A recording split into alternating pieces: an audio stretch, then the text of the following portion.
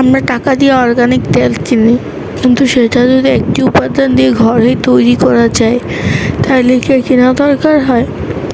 তো আজকে আমি সেটাই দেখাবো।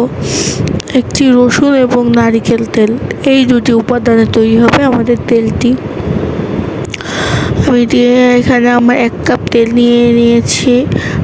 আপনাদের পরিমাণ মতো তেল নিয়ে নেবেন। আর আমার ভিডিওটি ভালো লাগলে একটা লাইক করে দেবেন। আর এখানে দরকার হবে রসুন, এটা পরিমাণ মতো আমার।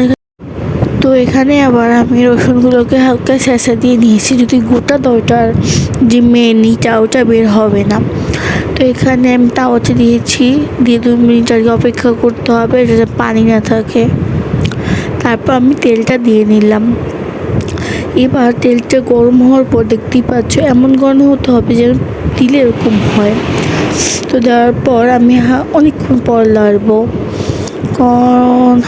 মানে দিয়ে কতক্ষণ অপেক্ষা হলে। আবার রসুনটা দেওয়ার পর কিন্তু একদম লো আঁচে থাকতে হবে, এবং আপনার এই পর্যায়েও উঠাইতে পারে না। তেল নষ্ট হওয়ার একটা কারণ কি জানেন, আপনারা উপাদানগুলো ভালোভাবে ভেজে উঠান না।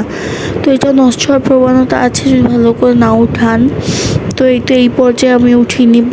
আসসালামু আলাইকুম, ভালো থাকবেন এই পর্যন্তই।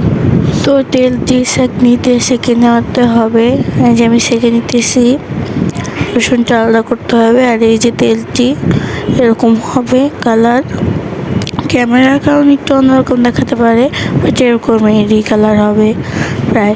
তো ইউজ করে দেখবেন দয়া করে, তারপর কমেন্ট করে জানাবেন।